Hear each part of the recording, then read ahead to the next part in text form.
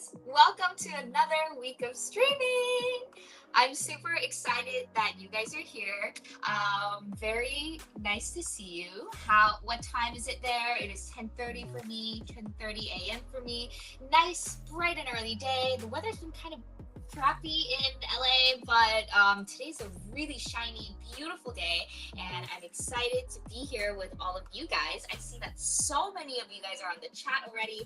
I see Forthuck, I see Mike Blackcat, our regulars, Hamoda, Florentia, Hiwi, Ken, Vanal, and MA3 Designer. Welcome, you guys. So excited to see you. And as always, I have with me a very talented and creative engineer, August. Hey, it's also very nice where I am. There are two suns in my civilization. I swear to God, I have no idea what August is going to say at all times, so he keeps me on my toes, which is great. So, guys, I don't know if you have been seeing, but in my For You feed, there was a lot of videos that were going viral about like a guy wearing a lampshade.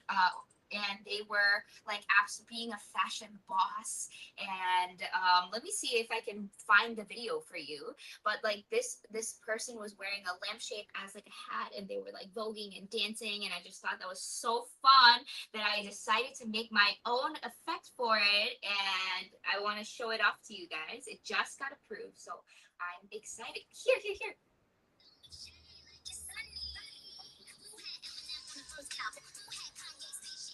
I thought it was so funny. Oh my gosh. Those are such luxurious looking lampshades. I know. So I had to rock myself a little lampshade. It might have been so much better, I think, if I had like animated these actual like crystal bulbs that are hanging, but I'll get to that. This was like a last like 3-minute project, that I was like, oh my gosh, I need to take a selfie with a lampshade, but I don't have any good cool lampshades. I have this one, but it's kind of boring. And I was like, yeah, I should make an effect. So inspiration sparks from everywhere. Please let me know in the chat what you guys have been working on. Talk to me about your latest effects. Drop it in the chat right now what the latest effect you made was. Okay. August, anything before we go in? No, I don't think so. Okay, sounds good. We have a lot of fun templates that dropped. I think August is going to talk about one of them. Yeah, so we've been putting out quite a few templates still. The one that I've most recently worked on is the bracket tournament template. I know I think during the first micro jam that kind of brought this head tilt mechanic into play. I think in the tutorial I mentioned the different projects you could make, but I didn't show how to ever make them. And I know a lot of people have made their own tournament bracket templates since then that have been really powerful and successful. And so we at TikTok thought that it was finally time to make one official template. So here we are. This is built off of the head tilt subgraphs and all that stuff. So a lot of the pieces are going to be very familiar if you look through the hierarchy and the subgraphs. So right off the bat, the first thing you can see is that there's just one array of textures. So that's really the only thing you have to edit in this template to make your own bracket. You can add up to, or you can add at least 8 textures. If you add less than 8, then it's definitely going to duplicate some of them in the bracket because there are 8 base bracket slots. So that just makes sense. If you add more than 8 and you have random order selected, then it will randomly pick the first 8. And then the next ones will be, the bracket winners will compete against each other still. So you're allowed to put as many as you want. It's not going to break it if you put more than 8. The first thing you'll notice is that we have these very minimalist, cartoony foods on here. And the other thing I'll say is that sushi always has to win because it's the most delicious. But you can do whatever you want with your style. And that's why we kind of broke some of these pieces up, like the bracket background is in multiple layers, in case you wanted to change the kind of feel and look of this to make it more your own. You don't have to change all of the parts. Maybe you can just change that shaded background, or even just remove it altogether. Um, and that will give you like a look that maybe stands out a little bit more and looks a little different, so you don't feel like it looks like all the other bracket templates.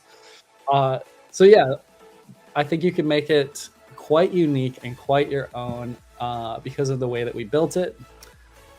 The other options here just kind of change. You can see that the selected one, as you're tilting, the frame turns green. You can change that here. And then the low light just kind of changes how the one you're not selecting looks. Kind of like puts it in the background, fades it out a little bit. And then this scale amount will basically change how much they're scaling. I'm not going to dive into this too much, but I just wanted to show you a lot of these pieces are the same as the math quiz and the head tilt micro jam. So most of the logic happens in update and transition, and most of this other stuff is just preparing and handling receiving the answers when the user makes the answers. Yeah, I can't wait to see if this is like brings the trend back a little bit more, if it brings it to people who previously might not have been able to figure out some other templates or how to do it on their own. Yeah, really excited to see how you guys use this. Okay. I'm personally very excited to create a nice bracket effect. I love how there's like a smooth animation when you like tilt your head, like it makes it a little bigger, and it has like a green outline on the edges. So I think it's going to make for a really awesome effect. I love how professional it looks. But You like the August, wooden? I need to know what food is your favorite? Is it sushi? Oh yeah, it's always sushi, especially now that I have gout. I Oh can't have no. I can't eat burgers. I really shouldn't have boba or cake Mm-hmm, or ice cream. mm-hmm. So I mean, sushi, a little bit of fish as a treat is okay. Okay. Oof. Um, I've seen. Pizza's pretty good too. Okay. Recently I went to Solvang, which is like a city 2 hours from Los Angeles, and it's the Danish capital of America. So there's a lot of like Danish culture, and there they were selling a bunch of different sausages and um, sausages. Worcester? I think so. I think so. And there, I had the most delicious vegan sausage ever, and that was like Mm. shocking to me. So maybe I'll bring you back a nice vegan sausage when I'm coming back from Slovenia. Yeah, I feel like they get a little better every year. Mm-hmm, mm-hmm. Um, we have a lot of people asking. Mike Black Cat is asking. I would like to understand a little more of the logic behind the robot template. And thank you, Mike, for bringing it up because tomorrow, around the same time, we're actually going to have a template live with Melody, where she's going to go down and break down the robot template and how it was made. So don't forget to tune into that, you guys. And also, before we move on to the questions, I it's yeah, I see that a lot of people are trying out the material editor. Florentia has been doing such a great job making awesome new effects, so don't forget to go check it out. But and tomorrow, today before the live, I posted an Instagram story promoting this live, and I'm just wondering, like, how many people came here from that social post, or do you just know that 10:30 at Wednesday is office hours and it is part of our routine? I want to know like how you found the link. Do you join from the Discord link? That would really help us. So yeah, let us know. But going to the first question, this question is from Discord, and I think it would be a very popular question that a lot of people are interested in solving. Smoothing effect. Hello, I was wondering if there is a way to find a smoothing effect on the face effects. They couldn't find any options for skin smoothing in the assets option, so is there a tutorial on how to make one? August, I know that recently we had a new Gaussian blur effect that is in front of your face, but is it possible to like modify the intensity of that a little bit and apply to a face texture to perhaps do like a smoothing effect? We can take a look. I can think of a possibility. Okay, so in this template, we're doing the Gaussian blur, but then we're only applying it to this shifted forward plane. So if we wanted to do something else, okay, I'm just gonna try something. This is the first thing I would try if I wanted to do that. I would add a 3D face. And then in the 3D face binding mesh, the classic move is to create face texture and then go to face paint and add that face texture as the texture for the material. And then let's see. So we have this 3D face. We actually don't want this blur plane mesh.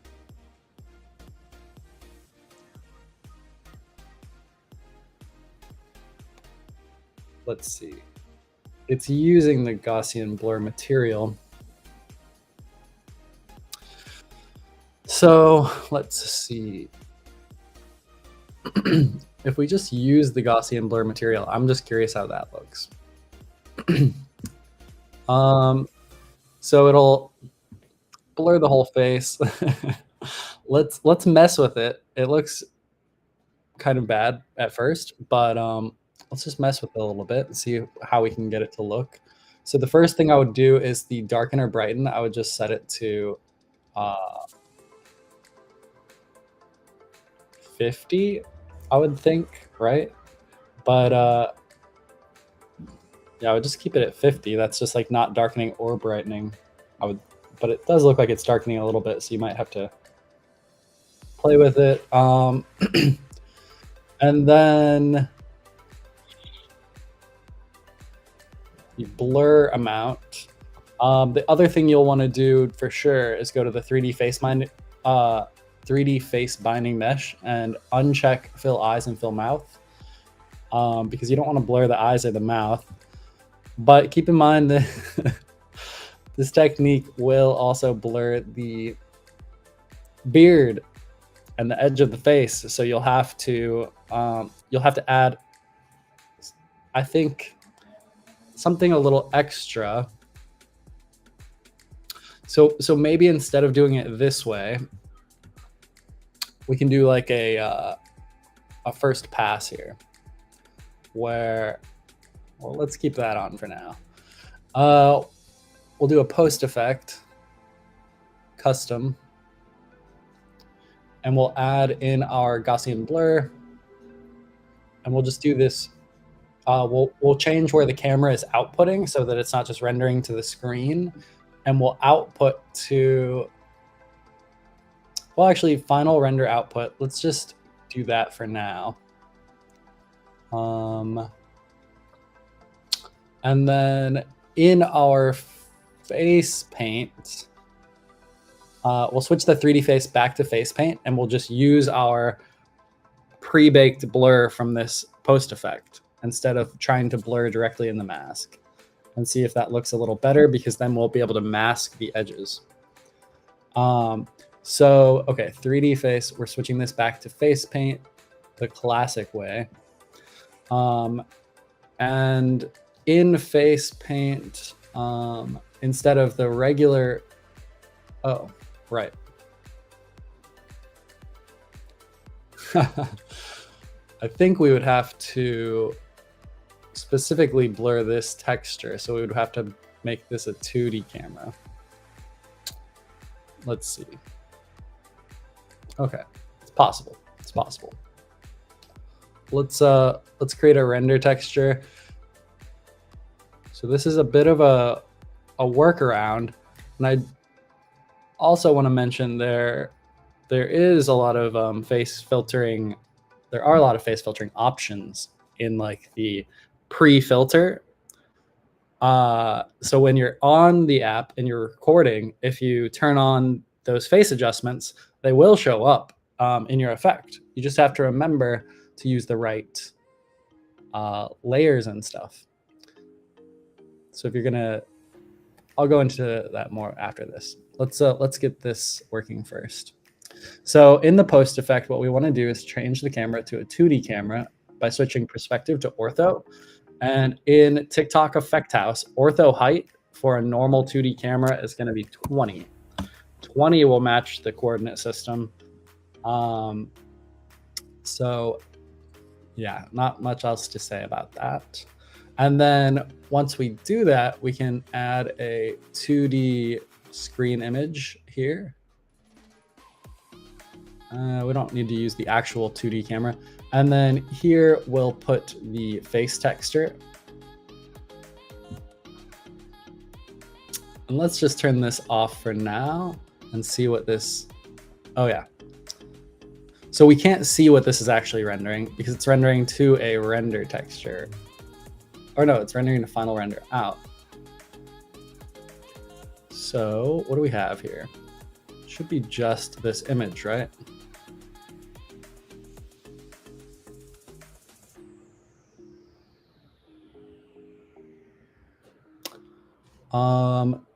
What if I, oh, okay. So the Gaussian blur also has an input. So, okay, I have to turn, looks so creepy. The Gaussian blur has its own input and output, right? Blur render texture.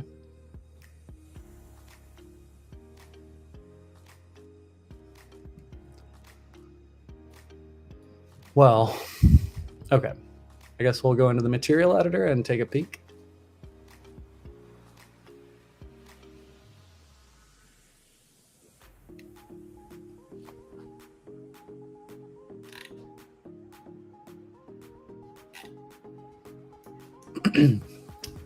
I might be skipping something. Oh no. For some reason I can't click into these subgraphs.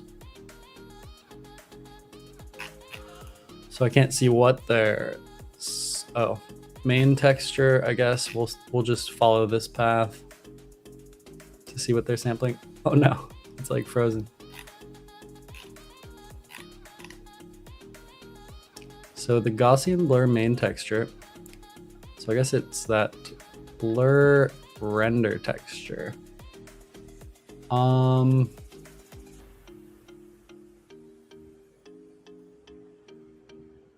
Where is that coming from though?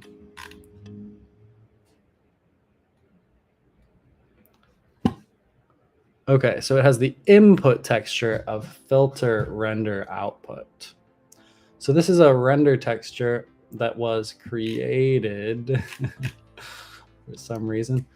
So here's what happens if we just switch the input to this render texture as our mask. And then we created a render texture as well. So I guess if we want to, we can, instead of final render out, now that we see that it's working, we can output to our custom render texture that we made. And then in our face mask, now we have the face paint, the original face paint, and we want our texture to be this render texture, which is now the Gaussian blurred version of that face texture that we created. And as you can see, it it works. It makes the skin Gaussian blurred, and it fades out on the edges with a nice gradient, so you can't see the edges. And then keep in mind, when we go to that Gaussian blur material, we can now that we have it all set up, we can go through these settings and kind of change them. I don't think the mask will really do anything. This might be a way to like show you the difference. You could see how you would look with blurry skin or non-blurry skin. Gosh, it could be like if you wanted to change it like this. Foundation and oh yeah, and if you change this mask direction to 1, it will change. It'll go left to right instead. But I look very beautiful, so I think that's all we need. I would maybe just change the darken or brighten a little bit. I think brighter probably is better. I mean, if you are darkening it, it probably looks worse.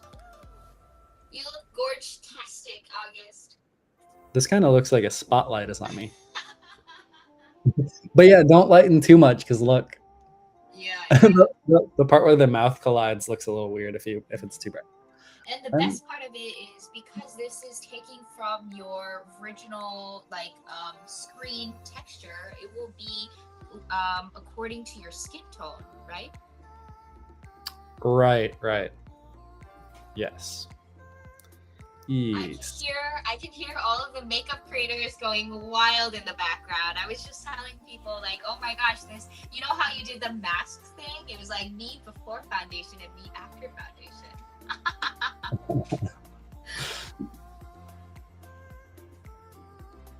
Okay, thank you so much, August. I believe that this is going to be a hit.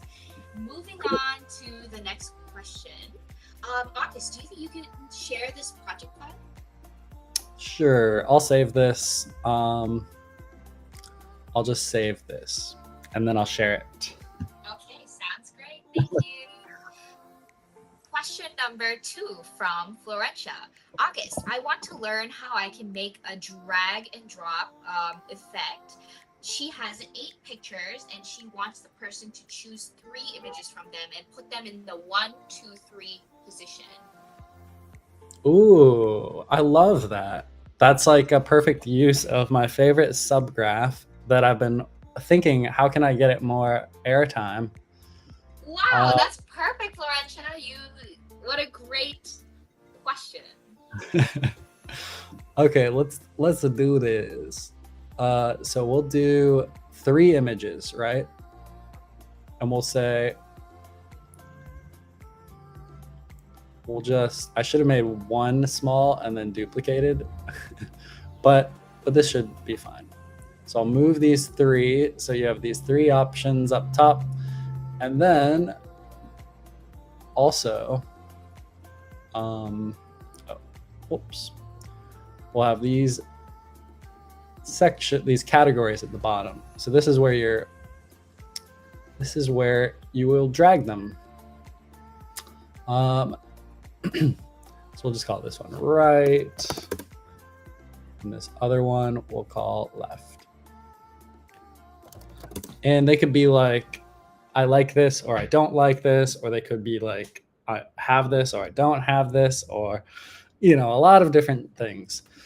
So the first thing that I want to show off, that I don't know if a lot of people know, but in the more recent versions of TikTok Effect House, if you just search touch, you'll see not only finger touch, the classic subgraph that we've all grown to love, but we'll also see touch drag and drop, which is a subgraph that I made for a microjam and it uploaded to the asset library. Now you can just search it, see it here, and you can click it and it'll download to your project and directly import into your project. That's so awesome, so amazing. I feel like it's really gonna make it way easier to make very useful subgraphs and have them available. So make sure to look at that. And if you see the subgraphs that have a little download next to them, that means they're from the asset library and they're like special subgraphs, not just a single node. So yeah, the touch drag and drop, such a great subgraph. So many uses. In my personal projects, anytime I need to move something on the screen that's 2D, it's just so easy. Here let's add screen image. And that's it. Now that I just added screen image, this first one, or maybe it's this one. Oh yeah, it's the top one up here.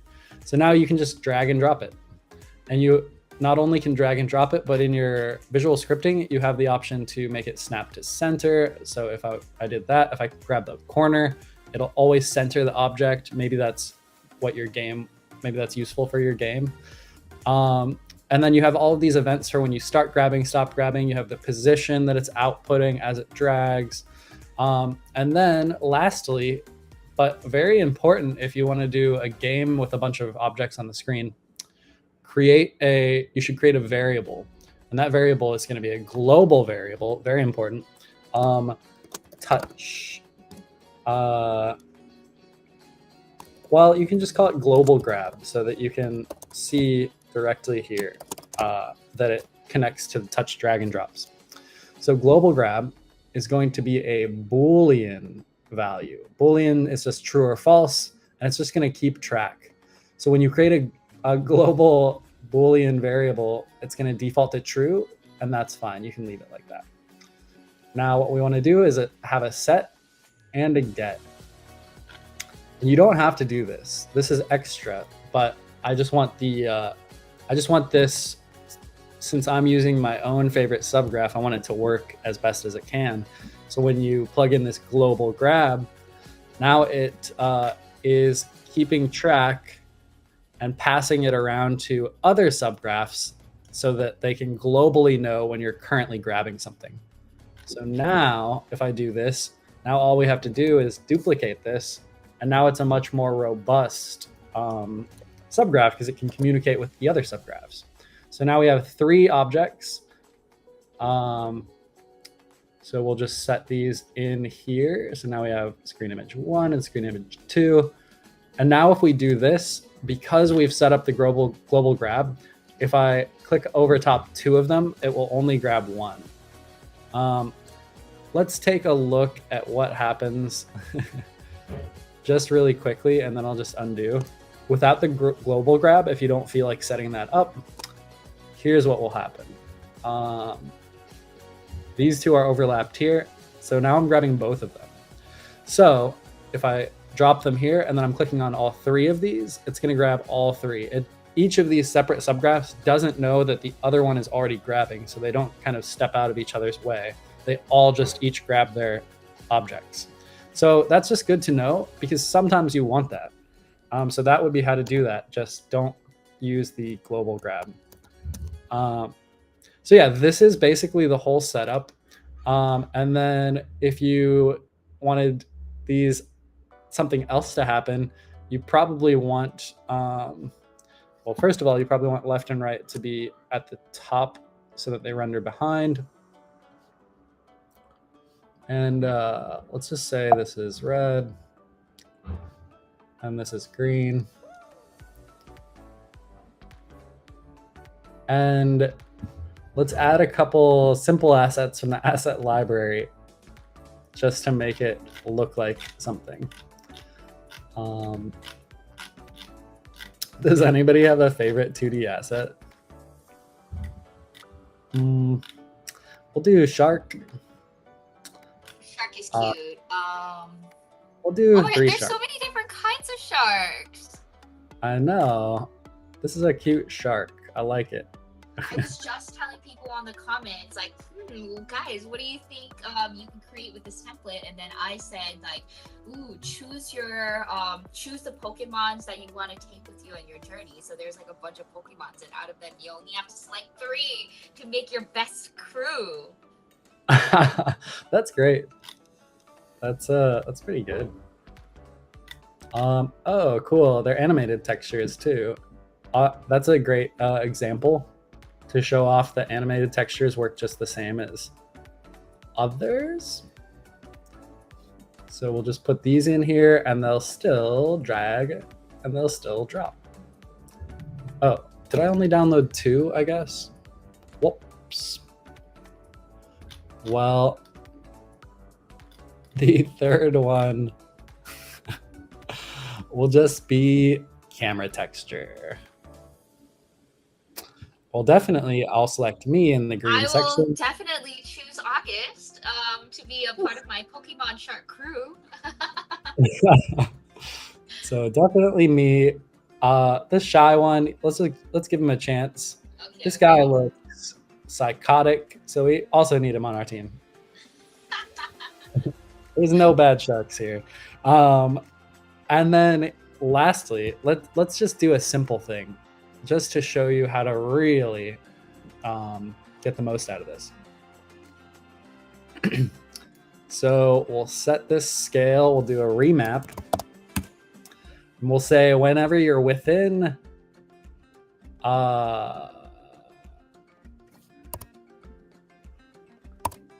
whenever you're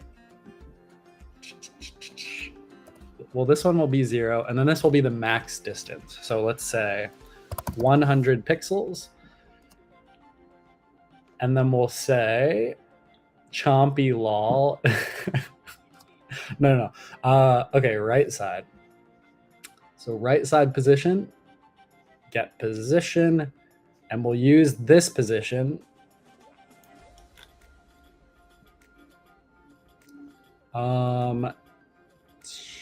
We'll just say distance.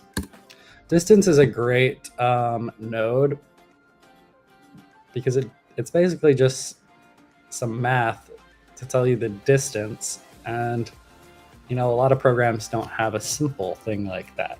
You usually have to do some distance equations in a lot of languages and stuff. It's really nice.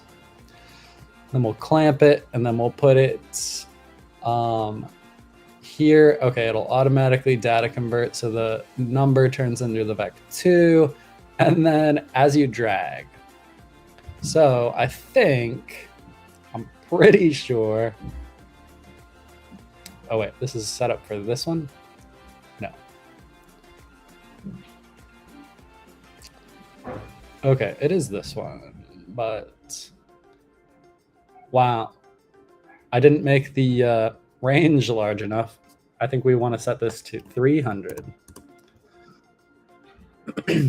So if we set that to 300, it's a little bit, it kind of like scales up that box for you. That's kind of nice, right? So if you then copy paste this logic, and then route this into here, and then change this from the right to the left, and then you put in your position, and we're just hooking everything back up for the left that we did for the right, and then we can see. Oh, I must not have. Oh yeah. We want to make sure to replace all of the right side with the left side. And then now this is very dynamic. This is like,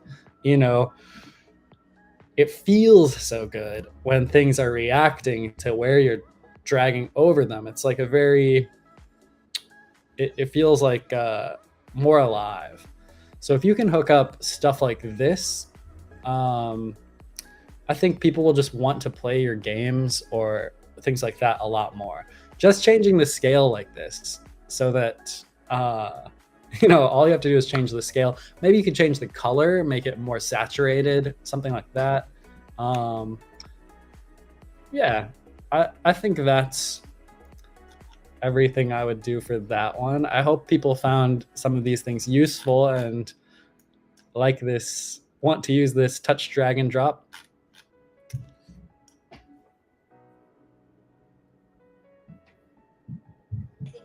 Extremely useful. Florentia is saying she was wondering how to create this kind of game, and it was so helpful that you showed her. So thank you, August, for introducing the subgraph. We have a related question actually from the Discord.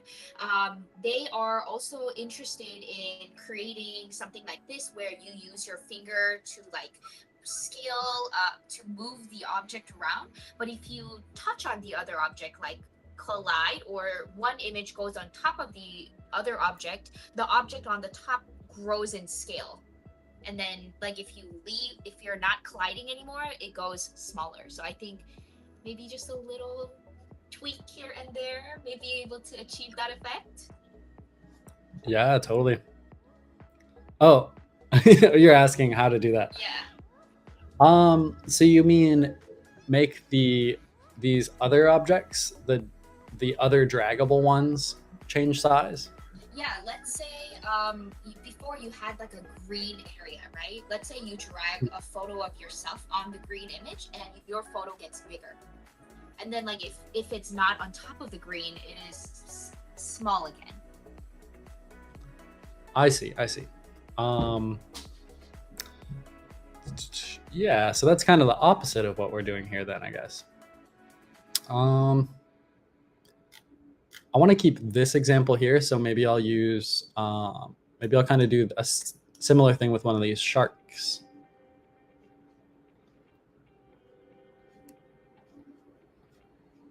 Let's just do this here, and we will duplicate. It's going to be pretty similar. So drag stay is for this top part.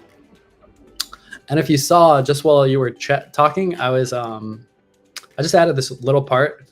This is when you have that drop signal, when you let go of it. I just reset the scales so that they're not still interacting. So when you're done kind of interacting, they go back to their default.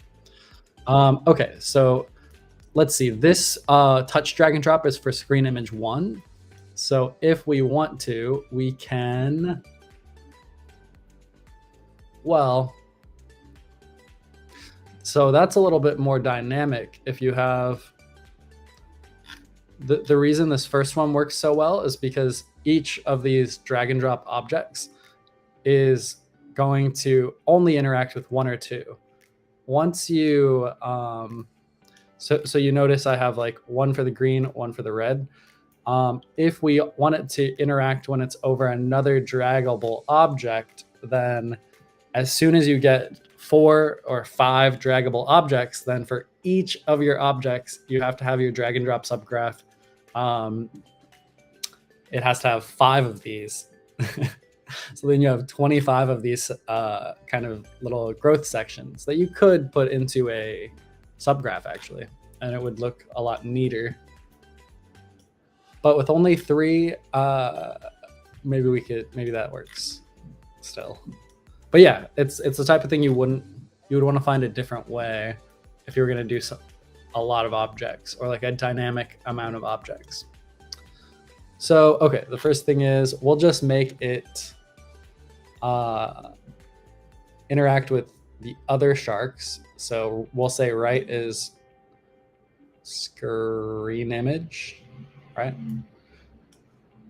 And then left is going to be screen image 2.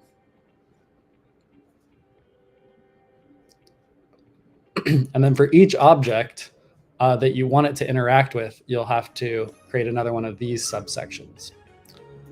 So that's our shark 1. Here's our shark 3. And then here's also our shark 1 and our shark 3. Then let's just make sure to hook up that drop to the reset. And then when we're grabbing shark 2, which is this middle one, oh no, it's like too close to that.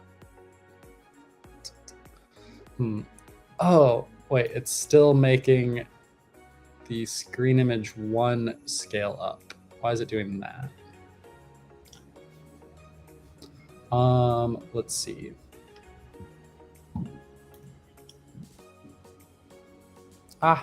Okay. So screen image 1 is here. Middle shark. Top shark. Just so that we can more clearly see which ones these are. This one we'll call handsome man. And okay, so when middle shark is dragged, we didn't hook up the position. That's why. So it didn't know where it's dragging, so it's just defaulting to some position. Okay, that makes sense. So now this one will interact with these because these are the 2 that we hooked up. And then if you let go of it, it'll snap back to their defaults. So it's basically the same concept, except now you could drag them like this. Let's see. I'm curious. So notice that even if I click in the transparent areas, it'll still pick it up. Let's see. So this top shark, I think this is not part of the image, but it's part of the the screen transforms like bounds. So one thing that you should do if you want to use like an accurate drag and drop, a more accurate drag and drop, is I would set this to stretch and just make sure that it's actually the correct size to look normal. Because then, as you can see, if you're using stretch, there's a lot less of these extra pixels. So now when I'm grabbing way down here, it's not going to grab it. You have to grab it more in this box versus this middle shark, since it's set to fit. You know, I could grab way down here and it's still going to grab it. It's a good tip for working with 2D. I think that is a really good tip, because sometimes I use effects and I want to like just grab on the little tiny thing, but then I touch like the middle of the screen and it moves the entire image, and I was like, oh my gosh, they must have not changed their screen thing to fit. I personally also love stretch and fit. So stretch and cut, like there's an option where like it stretches and cuts your thing, and I feel like that one is my favorite. Yeah. Fill and cut is really good for when you're like filling in an area, like in that template bracket, for instance. We have everything set up to fill and cut so that no matter what image you upload, it'll fill that whole square. And then for this, I mean, it still mostly works, but you can see the shark is kind of cut off on the side. So this is like a character where you'd probably want to render the whole character. But yeah, it's like one of the, it's in my top 3 for sure.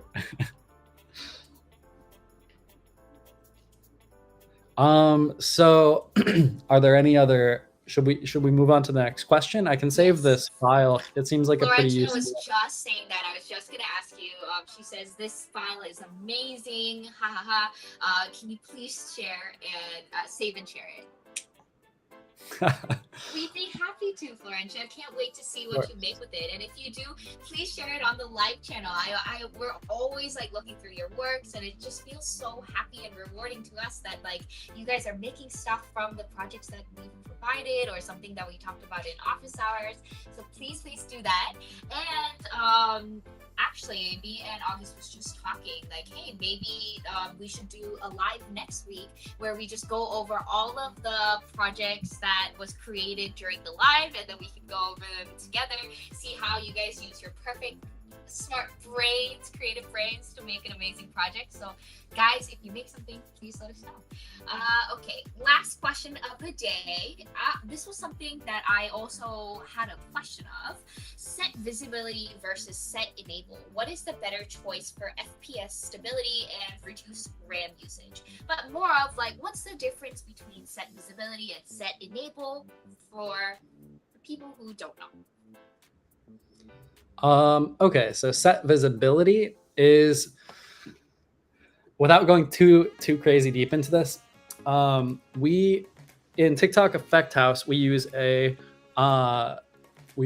entity component system setup where not all engines use this, where basically the idea is everything in this scene is somewhere on an entity, and the entity in the tech world just means like an object. So in Effect House, we call our entities scene objects.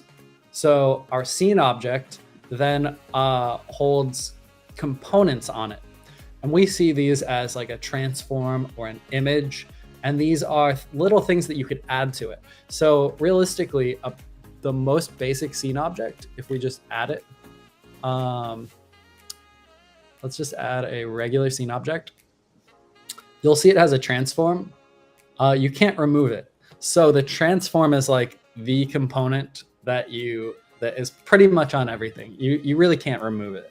But other than that, components are just whatever you can think up. So there are so many different features, and when you add object, all you're doing is adding a scene object that has a specific component. So like all of this stuff is just, you know, what flavor of components do you want to add to your scene object? So that way, everything is very consistent and straightforward, because you know everything's a scene object, so they can kind of interact with each other a lot more easily, and it can be a lot more efficient to develop new features and things like that. So when you're talking about visibility and set enabled, you have things like 2D screen transform with this image. If you turn off visibility, that's going to turn off all of the components. The components won't have any sort of logic checking them every single frame. They won't be, the only thing they'll be doing is like, should I be visible again or something like that? Maybe. I don't personally look through the source code, so I don't know for sure. Most of this is intuition based and just understanding game engines in general. So when you're setting the component enabled on and off, it really depends what that component is. For instance, if we do something with a cube and it has 3D physics, it has a rigid body, right? That rigid body is going to be, at least I'm assuming it's going to be much heavier than rendering a small shark on the screen. So turning the whole rigid body off might be might make a much larger change than, I don't know, turning off the mesh renderer. So I wouldn't worry too much about I really wouldn't worry about the difference in optimization. I wouldn't try to optimize this at all. I would use it 100%. What do you want the object to do? How do you want it to behave? So if you're thinking, how can I optimize my game and make it run faster? The answer is almost never switch from doing this to doing this. If your project or your game calls for, I need the mesh renderer and the rigid body to both be off, I need the object itself to be turned off, then you set visibility off. If you want the object to just not render, but you still need it to be bouncing around or like go off screen or something, then you might turn off mesh renderer. If you want it to just freeze where it is and stop moving and stop simulating physics, then you would turn off rigid. But don't get too tangled up in like, I might be able to make my effect run faster if I change how I do this, because in my opinion, it's rarely going to matter unless you have like 100 objects and you're writing a loop that's doing a bunch of stuff. Then in that case, maybe. At that point, you should use instances, as we learned with Melody. Yeah. Well, instances. Are the instances, I think the material instances might be a little different, but yeah, maybe you could use them for that. I need to investigate those more. Yeah, sounds good. Thank you for breaking it down. I think I got a good understanding. I was just always using set visibility, but now I know what the different function does and how to most efficiently use them. So thank you. Yeah. Oh, one last thing. If you're ever worried about how fast your effect is running, just test it. Test it on mobile, turn off something, test it again, see if that improves it, if it makes it worse. Just, collect some data, be a little bit of a scientist, and you'll get much better at understanding what's heavy and what's not. A man of science. We like it. Earlier I was going to ask you, when you were using the drag and drop subgraph, do those also work on like 3D objects or like cubes, or does it only work on the 2D images? It seemed like it takes in the scene objects. I didn't know like what it could take in.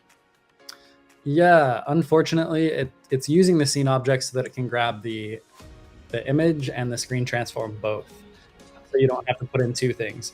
But it's using, yeah, so it uses screen transform and image. So if you do have a 3D object with a screen transform, I'm not suggesting you should do that.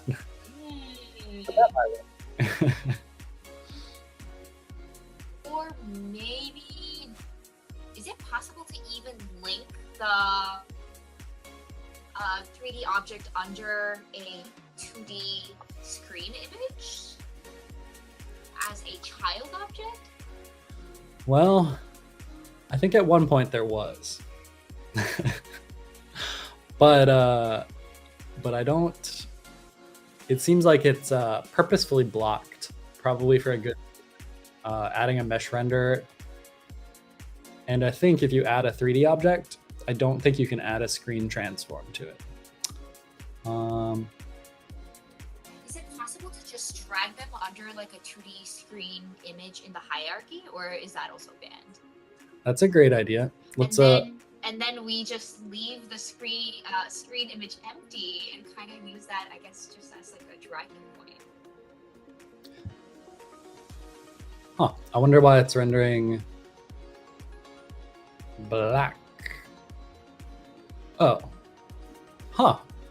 Oh, it's because I deleted all the scene lights. Maximizing performance. We don't need any lights. And that's a great example of why I always rotate my cubes so that they're never just like facing forward. But yeah, so if we put this under this middle shark, Thomas middle shark, it does work. But keep in mind, now that the cube is under one of these 2D images, I think for some of the visual scripting, the images, like 2D screen transforms and images, have to actually be attached under the 2D camera. So that means that your cube has to be attached under the 2D camera. So if you want it to render normally, you'll have to also add a regular camera, change the layer that it's using. A mixed smash of cameras and lights and cubes and 3D, and we don't know what's right anymore. And then you have to remember your light has to go to the layer 2 as well. And then it almost looks no different, but it's the cube looks a little bit more deformed because it's using a perspective camera now. Yeah. Oh, that's the light. But yeah, so that's a way to move a 3D object. You would still want to, it's still going to use this shark texture as like the grabbing point. So you would want to make sure that there's like some transparent texture that covers whatever your hitbox is for your 3D object. But yeah, I would say this isn't something that I think that they planned for people to do.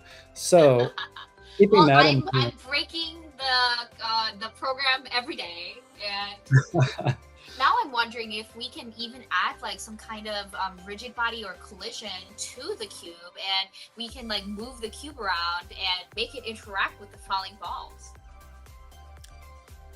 That could be cool. Let's see. Did I stumble into something great? Well, let's see. So the rigid body, it has this enabled checkbox. Your scene object has the visibility, but there's also this specific rigid body is static, which kind of does a lot of the same things that disabling it does. But yeah, so if we set this set is static, let's see, it's on the middle shark. So let's find middle shark here. Middle shark. And let's when it drops, let's make it a physics object again. So right now we have it set to static, which pauses all the physics stuff. But if we grab it when we let go, it becomes a physics object again.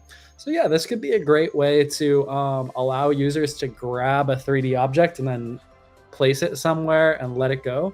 I think once the static is unchecked, it becomes a lot harder to grab, because we don't have a way unless we start using joints to like hold it in place while it's physically simulating. So if you want, you could move around a joint. this, this could get very complicated, but you could attach, instead of attaching the cube, you could attach a joint that holds the cube, and then the cube could be freely somewhere else. And then you can make those games where you just like place the obstacles in a specific way and see like how many balls you can direct into a cup, and you have to like place the 3D obstacles. Guys, so much possibilities.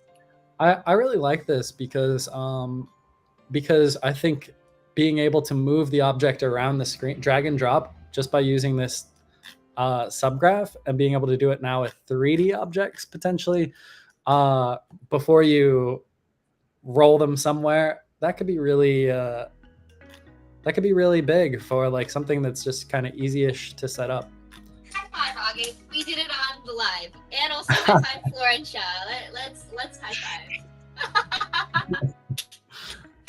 That was an AR high five. Yeah.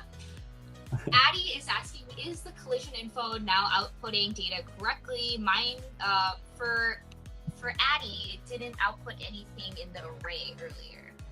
Okay, so I'm gonna give a tip, and I hope this is, I hope this is something that doesn't go on through too many versions, but your collider component. If you ever have a collider component, you can click this box and, oh, we didn't add one. Okay, say this cube has a collider, maybe a box collider, maybe we fit mesh. So this box collider, if you select it in this dropdown at this point in time, this isn't how it will always be, but there's a known issue where this selection here, you'll see here, actually doesn't select the box collider. It's selecting the transform, and that's because well, without saying too much, the transform and the box collider are basically latching into the same subclass. So the problem can be solved by just getting box collider directly and plugging it in here, and you can see this subclass JS script component. So anytime you see that, there's just currently a known issue where you should get component instead of selecting it. So this will solve a lot of issues, and I personally have noticed that as well, because if you do that, if you set it up with the transform, it doesn't actually get any of the collider events, and so that might be part of what they're talking about. Let's see. But yeah, to answer your question, I don't think there was, as far as I could tell, there wasn't really a issue with the collision info not having anything in it, but I have noticed this other issue that might be making it look like that. So if that was the actual cause, then I just wanted to explain where it's coming from. Perfect. Addie said, when I modified the subgraph, the changes doesn't update to all of the other instances of that subgraph. Yeah, that's just kind of how subgraphs work in TikTok Effect House. So for instance, if I duplicate this and then I modify one, it's only going to be changed in this one, and you'll have to also do the changes in this one if you want them to appear in both. That might be a great feature request. Linked subgraphs. Yeah, that would be great. Okay, guys. Thank you so much for coming to the live stream today. As always, it was so nice to see you guys. And I really love how in the live, we're making things together. We're building it together. I hope this new Blur, we did so much today, guys. Thanks to August and all of you guys for asking and bringing in awesome questions. But we made Blur skin effect for all of the super makeup creators or any other creators, but and we also created a bunch of different, had mini game ideas with the cute shark and a little weird looking shark as well. We used the drag and drop template to create a bunch of different game templates. And lastly, we also investigated how we can move 3D objects using this thing, a little hacky hack, and ending with some knowledge about subgraphs. So, guys, thank you all for visiting. I hope you guys have a great rest of your day. See you guys all soon. Tomorrow, come to Melody's Live, where we're gonna teach you about the robot assemble me template. So come. Can't excited. I am so excited to see you. Can't wait to see you guys tomorrow. Bye, guys. Thanks so much for tuning in. See you